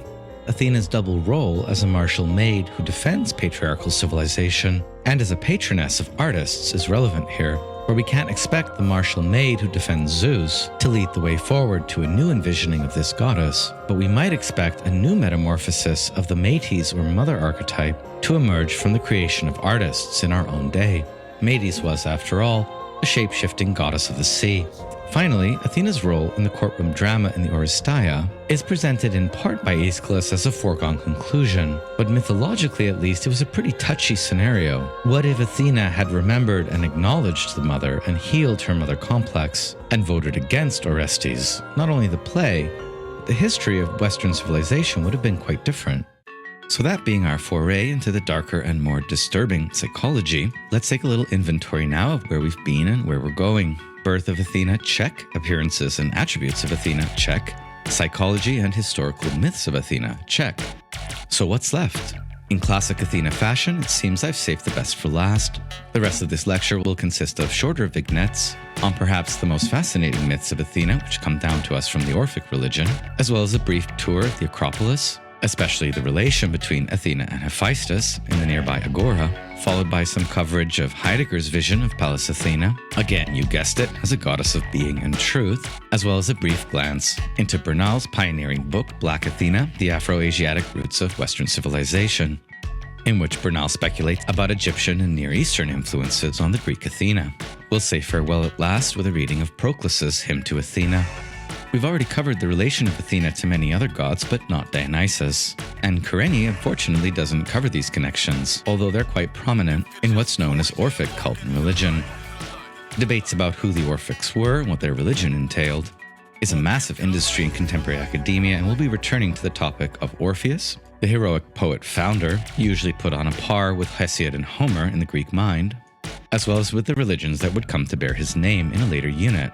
Here we can more simply underline that whoever the Orphics were, it seems that they, more than anyone else in the Greek cultural context, noticed and tended to emphasize an extremely interesting detail.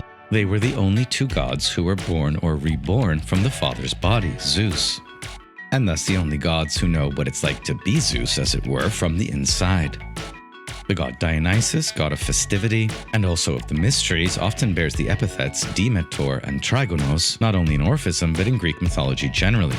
Demetor meaning twice-born and Trigonos, thrice-born. First, Dionysus was born from his mortal mother Semele, when Zeus's lightning bolt incinerated her. Either Zeus or Hermes noticed the infant, Zeus saving it from the flames and stitching it into his thigh as a womb. Later, Dionysus is reborn from Zeus's thigh, and then again, after being ritually dismembered by the Titans and eaten, he is reborn from his beating heart, which Pallas Athena saved intact. And so Dionysus's first birth is from Semele, his second birth from the thigh of Zeus, and his third birth from his beating heart under the auspices of Athena, a goddess who clearly knows a thing or two about what it's like to have been matured inside Zeus's body, and so seems to have a surprising affinity with Dionysus, despite the fact that their respective consciousnesses are about as far apart as you could imagine. On the one hand, a goddess of clear and sober reason, on the other, a god of intoxication and festivity. Interestingly, like Dionysus, Athena is also twice born in some sense, first from Medes inside Zeus, although this detail is often mythically unclear, and then from Zeus's head. While we don't have myths concerning a death and resurrection of Athena like we do with Dionysus, we might still compare here Dionysus's epithet Trigonos with Athena's Tritogenia. Now, in what's known as the Orphic Rhapsodies, ritual initiation texts, probably in circulation as early as the 6th century BCE, but lost and only surviving in a few citations in later authors, we hear in the Orphic sources that Athena, understood as virtue, is either the leader or the mother with Helios, the sun god of the Curetes, also known as the Corybantes. She remains the goddess of virtue and Sophrosune, justice or temperance, but at the same time has a child with the sun god, the Curetes. Now these Curetes, who we've met earlier in the class, are initiators of the mysteries. They first appeared in our course as protectors of the infant Zeus, dancing around and making a racket outside Zeus's cave to conceal the infant's cries. They are prominent initiators throughout Greek religious mysteries and appear all over the place in festival ceremonies, even up to the present day, such as in the island of Skyros, where a Dionysian festival is still performed, in which a guild of local inhabitants dress up as Curetes and dance around with the others in Dionysian revelry. We'll hear much more about the Curetes later, but here we can simply note that they're ritually very close not only to Zeus, but also to Dionysus. And so it's interesting that Athena is their mother here. Even Plato associates Athena with armed dancing or Pyrrhic war dances, both in the Republic and the Laws, usually performed by Corybantes. although in the case of Plato he wants to carefully distinguish this acceptable form of dancing, under the protection of Athena, the war goddess, from the more dissolute or ecstatic dances of the god Dionysus, who Plato mostly wants to ban from the ideal society, but occasionally readmits, saying that his worship should be reserved only for older men. As to the origin of these dances of the Curetes, in some Orphic sources, the Curetes themselves instituted the dances to protect the infant Zeus, but in others they were established by Athena as mother of the Curetes after the Titanomachy, Athena not only giving birth to the Curetes but also teaching them their dance. In the next fascinating myth connecting Athena and Dionysus, we hear about the goddess's special relationship to Dionysus's palpitating heart. In the fascinating Orphic myth in which Dionysus is remade after his dismemberment by the Titans, precisely from the heart that Athena saved during the carnage, the rest of his limbs, insofar as they were not eaten by the Titans, were interred by Apollo in a tomb at Delphi, Dionysus also being sacred at Delphi and worshipped for the winter months of the year there, and the site of his tomb being an important pilgrimage. Ironically, very close by, the magnificent saying of Apollo above it, "Nothing in excess." According to the great classic scholar Martin West, Dionysus's heart was still beating when Athena carried it away, and it was in fact from the heart's palpitating or Pallas thigh that Athena got her name of Pallas, according to the Orphic myth. And here we can talk about the difference between daytime and nocturnal Athena. While her daytime aspect, as we've seen, is pensive, awesome, yet ever near transcendence and activity, as Otto says, a goddess wholly of the day, she also has mysterious nocturnal associations, as we've seen.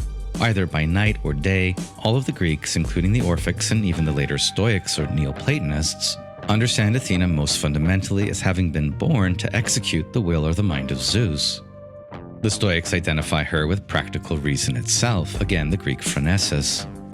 And she becomes by Plato's time the origin of wisdom, the governing part of the soul, and a patroness of artists and heroes, a goddess ever virtuous and thoughtful. Although these are her daytime aspects, several of their traits also seem well expressed in the more nocturnal myth of her saving the palpitating heart of Dionysus. She acts decisively, following the will or mind of Zeus in his protection of his son, and wisely saves the heart, the governing part of the god, so as to help assure his third birth. While we can make some rational sense about Athena saving the beating heart of Dionysus, it's still a pretty nocturnal and mysterious image. Does it derive ultimately from initiatory ritual? All we can say mythically is that Athena, as the only other divinity to be born directly from the body of Zeus, plays a pivotal role in her brothers being saved and so becoming thrice-born. In the myth of saving the heart of Dionysus, Athena is Athena Soter, the savior, as well as perhaps Athena Noctua. We might ask, does she take on the form of an owl to save Dionysus's heart? Swooping into the scene from afar to save the intact heart and fly away? If this is so, then the Orphic scene of Athena in the form of an owl saving Dionysus's heart becomes the very model of the Owl of Minerva idea itself. Much philosophy and later Western esotericism will explore this famous image of the Owl of Minerva, and it does seem that Athena's most important ritual activity in the form of an owl is precisely this act of saving Dionysus's heart. This is even, we could say, the first image of the arrival in flight of an ever-revealing, ever-self-concealing goddess who helps to oversee nocturnal initiation rituals. And although we can't say for certain, perhaps it was this aspect of Athena Soter that many an Orphic initiated Athenian had in mind when he went to sit on the seats in the Odeon of Pericles, to hear the tragedies in the city Dionysia, a theater so very nearby Athena's Parthenon and her Erechtheion. The perches on which the seats of the theater rested were indeed little stone carvings of Athena Noctua, Athena the nocturnal owl. Here's just one example of these owl perches, which you can find at the Acropolis Museum in Athens. Generally, Athena Noctua oversaw the safety of Athens and especially the Acropolis by night.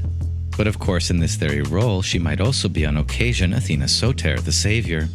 And this is the aspect that indeed seems underlined in the Orphic myth.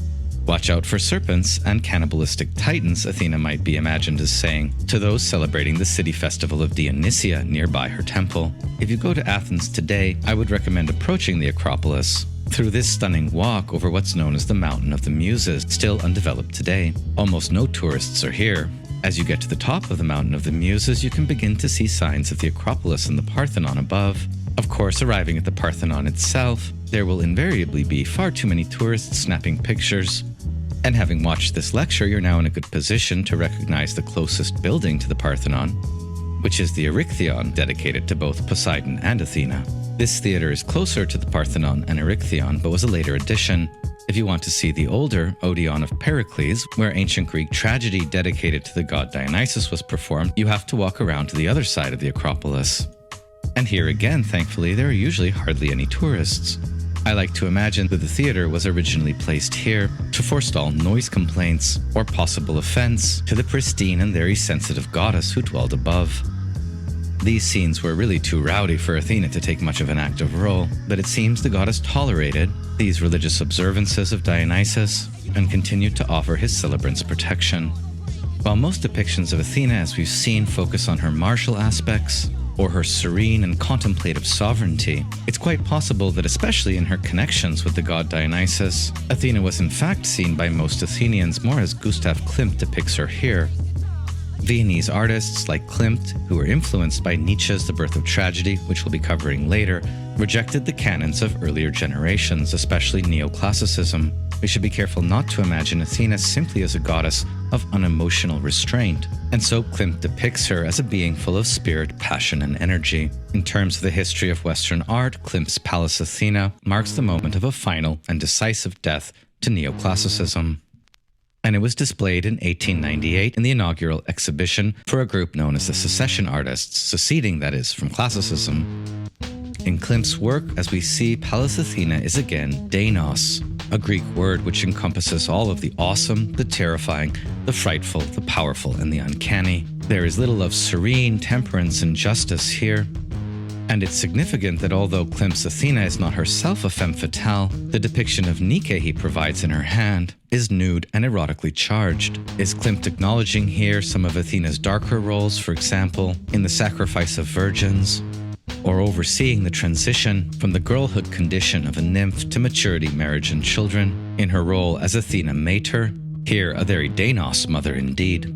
Once you walk down from the Acropolis, you can next visit the Agora, the common marketplace, and the site of much daily activity of the Greeks, including Socrates' favorite place for philosophical conversation.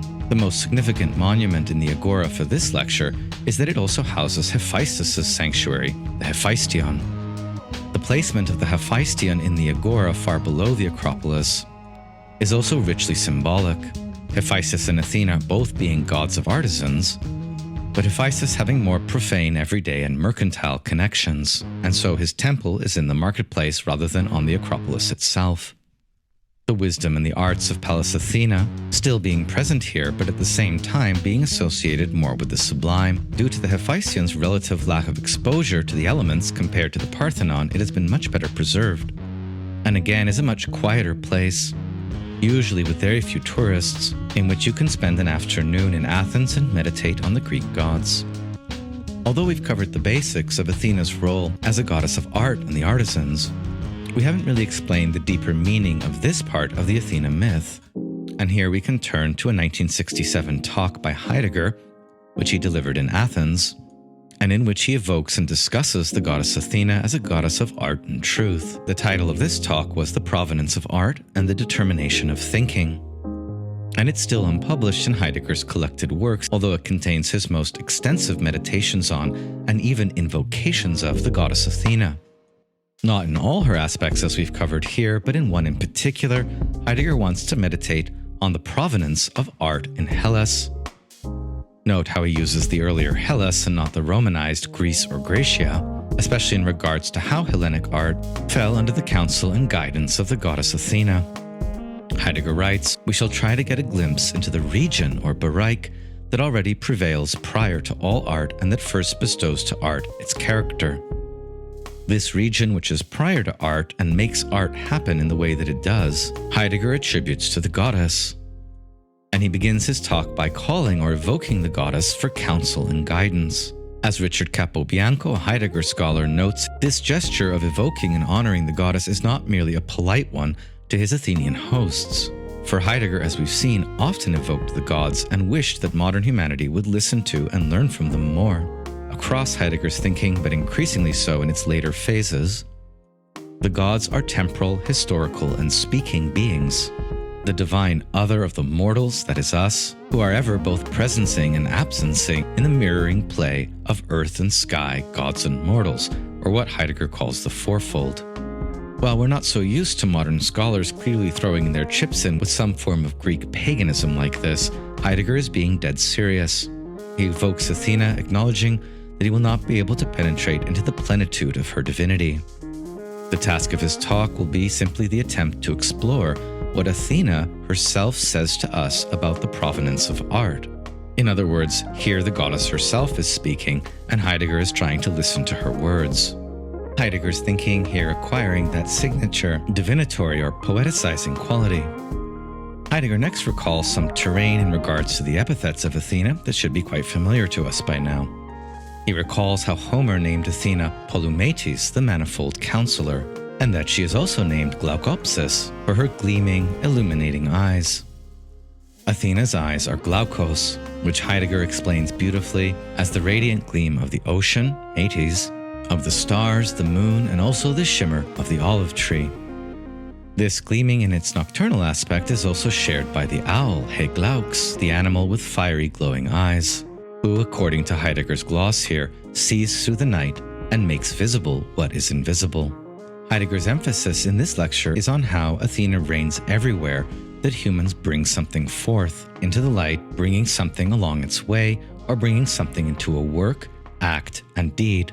She is the goddess of the producers, the technites, and over everything that human beings make through creativity, itself a gift from the gods. She is the one who dispenses her special counsel to all humans who produce tools, vases, or jewels. This kind of making is in Greek called techne, a word that in the Greek way of thinking doesn't mean at all technicity or the merely technological, but rather techne, over which Athena and also Hephaistos preside, names a kind of knowing. The emphasis here is on the making itself, the craft or handiwork, and not on the finished work. Indeed, by the time of classical Athens and afterwards, Athena guides all kinds of activities of creating, crafting, sculpting, building, anything that is a knowing making. And so the goddess might even oversee a work of science or of philosophy, of poetry or of public rhetoric. According to Heidegger, because art as techne resides in a knowing, and because such knowing resides in that which indicates the form, gives the measure, and yet remains invisible, i.e. the goddess herself. For this reason, such a glance forward into what has not yet been sighted requires vision and light in an exceptional way. In other words, the maker or technites, in their knowing activity, are guided in regards to the work that emerges by the vision and light of Athena Glaukopsis, the gleaming-eyed, and Athena of manifold counsel, who also sees in the night and makes visible what is otherwise invisible. This is the function that Athena performs as goddess of artisans. And we can note here that much like in Otto, as well in Heidegger, Athena brings clearing and activity to the darkness of non-knowing. And in order to explain this activity of the goddess, he will next attempt to situate the relation of Athena to nature and truth. How does art stand in regards to nature, and how does it stand in regards to truth? Are the questions that invariably come up when we begin to think about Athena or even invoke her. And here Heidegger turns to a brief analysis of Athena on the Atlas metope relief, which we covered a bit earlier, and in which Athena's gentle touch helps the hero Heracles to bear the burden of the world. According to Heidegger's reading of this sculptural relief, the Atlas metope in the temple of Zeus at Olympia lets the goddess Athena appear, invisible, yet standing by and at the same time distant, with the high distance of the divinity. Of course, we can see the goddess Athena, but Heidegger's point here is that Heracles cannot. She is invisible to the hero, who must hold up the world and receive the apples of the Hesperides, tasks that he simply could not perform without the high distance of the divinity Athena herself, inspiring him and relieving his burden with her light but invisible touch. Andrew Mitchell, in his book Heidegger Among the Scholars, here comments of Athena and invisibility. To see the invisible is to see the relations of things, not as a medium across from oneself, but a medium in which one already is, whereby to see it is to illuminate it with your very eyes. Like Athena's shining eyes, we as well participate in oceans, stars, moon, olive trees, and owls in carrying this out. To catch sight of the invisible is to sight the relations that buoy up so that we might bob atop the surface of the world like figures in a relief. Playing on the word relief here, Mitchell is suggesting that Heidegger's Athena is the very goddess who helps us catch sight of the invisible, and so sets all of our relations to the world into a stark or uplifting relief. And here we might say that the goddess Athena, the ever near in Otto, is also as a goddess of being and truth, she whose clear-sighted ability to make the invisible visible, while herself remaining invisible, provides to humanity her most important attunement, that of uplifting relief. And in this talk, Heidegger as well looks to another famous sculptural relief of Athena, this time from the Acropolis, usually titled the Pensive Athena. And here in Heidegger's lecture, we encounter another very important epithet of Athena not yet covered, Athena skeptomene, from the Greek word skepsis, usually the staff of a wise elder, struck onto the ground and usually associated with casting wide vistas of vision, the real or the spiritual landscape, itself into a kind of relief. Heidegger translates this epithet skeptomene as the meditative one, die sinnende, and he hearkens to what this morning or pensive Athena is telling us. For Heidegger, Athena's gaze is here fixed on the ground, that is, upon the boundary stone or Grenzstein, that is, upon the limit. This image here of a boundary stone or limit, which Athena seems to be looking at and which her staff is clearly marking in its foundation. From this relief, Heidegger divines his second key essential insight into this goddess. For her meditative gaze looks not only to the invisible form of possible works of humans, but before this her gaze rests at the limit. In relation to her gaze into the boundary stone, Athena is associated not only with art and its making, but also with nature or phusis. While we're far more accustomed to separating nature and art, techne and phusis, according to Heidegger's way of understanding the goddess Athena, the works that human beings produce under her tutelage are nothing alienated from nature or artificial in the depreciative sense. For Heidegger, only here in Hellas, where the entirety of the world as phusis, as nature has promised itself to the human and taken him under its charge, can and must human perception and action correspond to this claim. In other words, as soon as we are urged by the claims of Athena to bring something forth into radiant appearance, we become at the same time bound up with the limits which the goddess cites. And here Heidegger makes a very interesting claim that in Athena, phusis, nature, and techne, or art, belong together in a secret way. Athena is such an interesting goddess for Heidegger, not simply as the transcendence of art or of civilization, but rather because of the unique way that Athena herself is liminal between nature and art. Again, Richard Capobianco, in his article Heidegger's Being as Aletheia, older than the human being, explains, "We might say that our creation of any kind of work is always a working with Athena or the other gods, and this means that it is a working with nature or phusis, which Athena always has her gleaming eyes upon." According to Capobianco's interpretation, art or techne is not a separate sphere from nature or phusis, rather art is a correspondence with nature. And it is through this correspondence of their art and nature that the Greeks corresponded with their gods, and so learned from their gods, as they themselves tell us, the art of measure and of limit. Heidegger observes that it is because Athena has this knowing of nature as art as nature, that she can become a manifold counselor, the brightly seeing one, Glaukopsis, and the goddess who meditates on phusis. Heidegger avers that we must hearken to this goddess if we are to, quote, understand even a little of the mystery of the provenance of art in Hellas.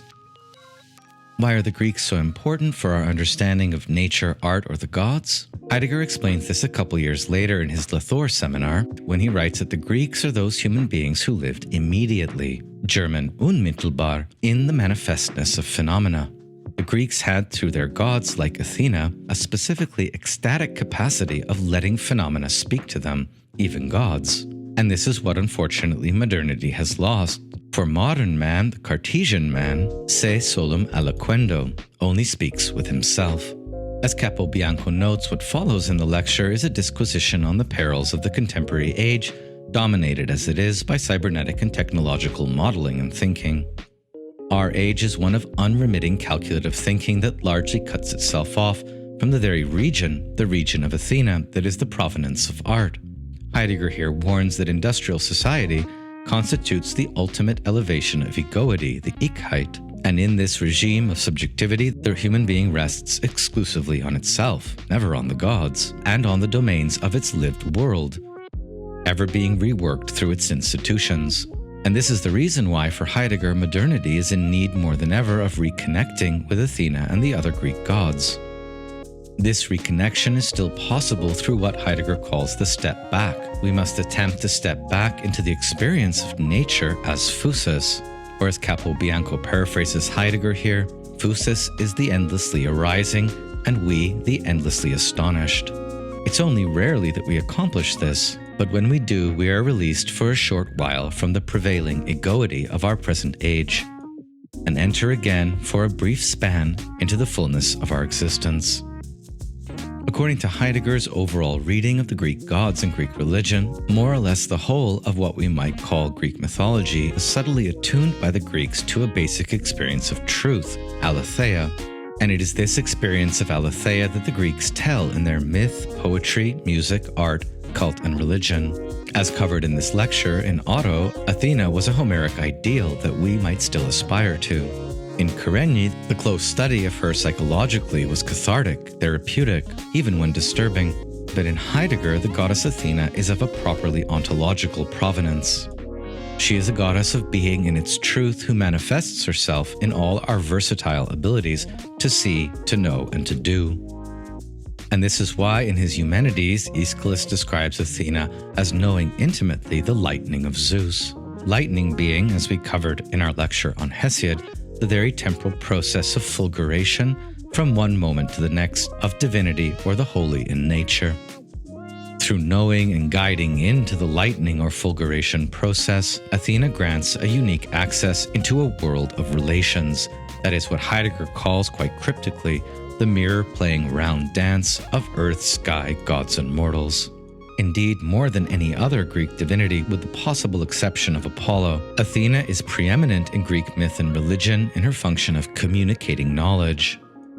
And this she does through her bright gaze, her inspiring touch, and her deep involvement in all the affairs and activities of mortals. But we should not mistake Heidegger's word provenance here for providence. Athena counsels, she guides, she illuminates with her presence, making the invisible visible. As Otto had put this most incisively, Athena is spirited immediacy, redeeming spiritual presence, swift action, the ever near. But this is provenance, not providence, for it is up to mortals to act and to make in a correspondence with her. And as we've seen, failing to correspond to Athena, or transgressing her limits, can bring frightful and dire consequences. And it is precisely on account of this double nature that Athena becomes increasingly in later sources either the goddess of prudence and patriarchal conformity, i.e. the classical goddess par excellence, and a symbol of political supremacy, but at the very same time she becomes in another manifestation the goddess of wisdom, of virtue, of insight, and the goddess of the philosophers, even a goddess of truth. No lecture on Pallas Athena in the 21st century would be complete without at least a brief summary of what's known in classical studies as the Black Athena controversy. Because Athena was so often represented as a goddess of patriarchal conformity, and because she became such a powerful symbol of European supremacy, it was still, when Kerényi wrote his Athena book, a bit taboo to even speak about the dark aspects of this goddess in cult and religion. Kerényi's reading, as we've seen, was certainly not feminist in tone or orientation, but it was still a pioneering psychological work on that goddess, with many important implications for her feminist re-envisioning. In many ways, Kerényi lifted the veil even when it was difficult to do so, to show a much more complex reality behind the West's iconic addiction to Athena's snow-white virginity. Similarly, in 1976, Martine Bernal published a pretty amazing book titled Black Athena, The Afroasiatic Roots of Classical Civilization. And as Helene Morales glosses here, to say that Black Athena has been controversial would be an understatement. The book sought to challenge the prevalent view that Western civilization has its roots exclusively in ancient Greece. And it argues that from as early as the 18th century BCE, the ancient Egyptians to the south and Phoenicians to the east, which together Bernal terms Afroasiatic, exerted a truly immense cultural influence on the Greeks. And he expresses his main thesis very lucidly. I argue that there is a need for a radical reassessment. This was not, as many classicists would have us believe, a civilization that sprung, like Athena, from the head of Zeus, virgin and fully formed. But rather we need to reassess the ways in which Greece grew up at the intersection of Europe, Africa, and Asia as a thoroughly mixed and eclectic culture. The greatness and extraordinary brilliance of Greek civilization in antiquity was not the result of isolation and cultural purity, but of frequent contact with and stimulus from the many surrounding peoples on the already heterogeneous natives or pre-Greek populations in the Aegean Sea. Obviously, the level of scholarly expertise required to evaluate Bernal's thesis here and his long multi-volume work exceeds what we can cover in this class. From my own somewhat more limited but not unsubstantive knowledge of Egyptian and earlier Near Eastern civilizations, I find Bernal's main thesis here to be completely obvious and definitely true. Of course, the devil is always in the details, and Bernal is often criticized for getting quite a few of them dead wrong. But isn't that what always happens in a pioneering work of interpretation? The task that Bernal's Black Athena bequeaths to us is that of really settling down to learn about Egyptian and Near Eastern civilizations, just as we're doing now about classical Greece. And when we do so, we may be quite surprised by some of our discoveries, even if they are only, as Helen Morales points out, kernels of truth. On Bernal's Black Athena book, I was again pretty appalled by the only time that our textbook mentions it. Maybe a little less appalled than the textbook subsection on rape covered in the first lecture, but still pretty shocked. The one footnote which our textbook devotes to Bernal's Black Athena book reads as so: "The debts of the Greeks to others have always been recognized and over the years have offered fruitful avenues of research. At times, however, there has been a compulsion to deny the Greeks the credit that is their due for the heritage they have left us." I think only a reactionary and very conservative way of reading could have gotten that from Bernal's main thesis. And the footnote goes on, "The book by Martin Bernal challenging traditional positions caused quite a stir when it first appeared. It has been successfully challenged by many scholars.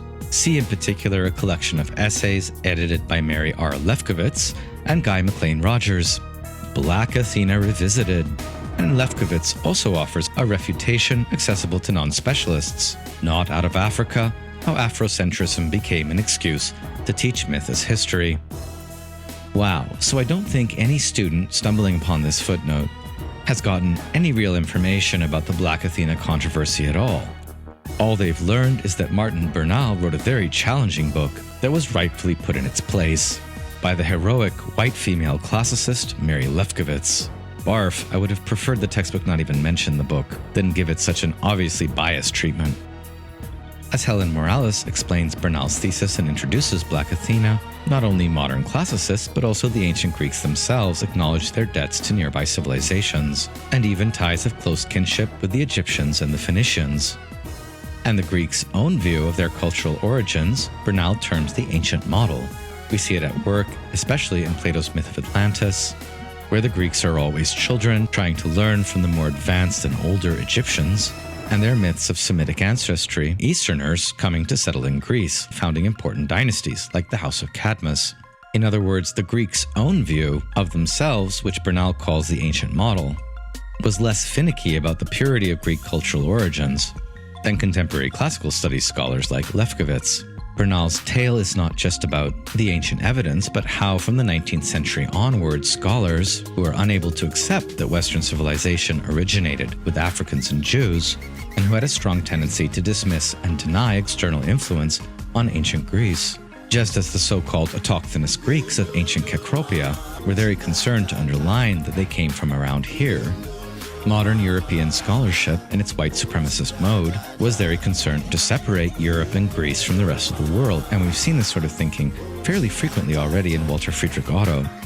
The model of 19th century and much of early 20th century classical studies is, according to Bernal, a myth of cultural purity, what he calls the Aryan model. In other words, because of scholars' prejudices, we've got the ancient world and the West all wrong. Morales comments that this is a powerful accusation and one that was made before by other Afrocentrist scholars whose work paved the way for Bernal's thesis. Despite the controversy, this accusation by Bernal has had a mostly salutary effect, causing classical studies scholars to take a step back and re-examine their assumptions. Of course, Bernal's argument is very complicated and rests on a wide variety of material, literary, archaeological, and linguistic. The basic question here is how we are to understand a bunch of specific Greek myths. Does Cadmus's Phoenician origins suggest a Jewish seeding of Greece? Is Athena's archetype deeply embedded to Egyptian or Mesopotamian goddesses? Are Athena's myths of Greek autochthony in ancient Kekropia in fact merely a well-rehearsed lie? If these questions interest you, you should of course pick up Bernal's book for yourself. In the end, there's a lot to praise and a lot to criticize in the book, and as Morales points out, ultimately, the origins of Greek culture remain impossible to identify with any confidence. What is clear is the great difficulty, the immense challenge of attempting to read certain types of myths as containing kernels of truth. Who we are, where we came from, and what we want to be are questions which invariably tend to color the way we construct the evidence. And in short, what this amounts to is that there's still a great deal at stake in myth. We'll be covering Bernal's Black Athena, as well as associated literatures of Black Dionysus in our unit on Dionysus, but I did want to briefly introduce these themes here so that students can start thinking about them now, and maybe a few of you will want to write your essay project on Bernal. So having covered all this interesting and diverse material on the goddess Athena, it occurred to me that the best way to conclude this lecture would be to read what is probably the best hymn to Athena ever composed by the late Platonic philosopher Proclus. If you've been paying attention up to this point, there's a very good chance that you'll understand most of this poem simply on a first reading, for in many ways it integrates and incorporates almost everything about Athena that has been discussed here. Of course, a careful interpretation of Proclus's hymn would be the subject of another lecture, but I hope you enjoy it and feel a bit more confident in your understanding of Athena. Thanks for listening, everyone, and see you next week.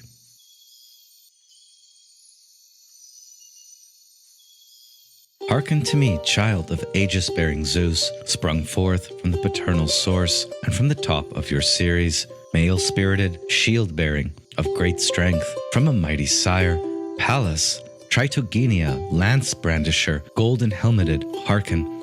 Accept this hymn, mistress, with a kind spirit, and do not just leave my words at the mercy of the winds. You who opened the gates of wisdom trodden by the gods, and overcame the tribe of the earthly giants which fought the gods. You who guarded the unconquerable girdle of your virginity by fleeing the desire of the amorous Hephaistos. You who saved the heart as yet unchopped of Lord Bacchus in the vault of heaven, when he was once divided up by the hands of the Titans, and brought it to his father, in order that, through the ineffable wishes of his begetter, a new Dionysus would grow again from Semele around the cosmos. Your axe, by cutting off at the roots the heads of all-seeing Hecate's animals of passion, put asleep the process of becoming. You who loved the revered power of the mortal awakening virtues, you who adorned our whole life with many kinds of skill by casting noetic craftsmanship into souls, you who obtained the Acropolis on the high-crested hill, a symbol, mistress, of the top of your great series. You who loved the man-feeding land, mother of books, strongly resisting the holy desire of your father's brother, and granted the city to have your name and noble mind. There, under the top edge of the mountain, you made an olive tree sprout up as a manifest sign of that battle for posterity too.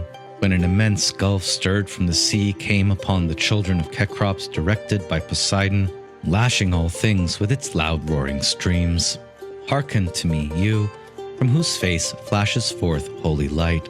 Give me, as I am roaming around the earth, a blessed harbor. Give my soul holy light from your sacred myths and wisdom and love. Breathe into my love a power so great that it pulls me up back again from the vaults of matter to Olympus, into the abode of your father.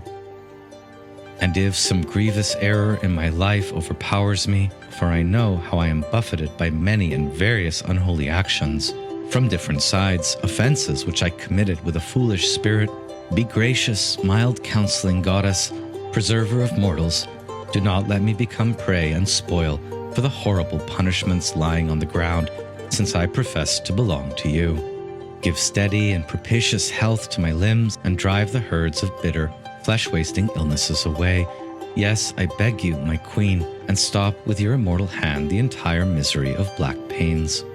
Give calm winds to the voyage of my life, children, a spouse, fame, happiness, lovely joy, persuasion, conversation with friends, nimble wit, power against my enemies, and a place of prominence among my people.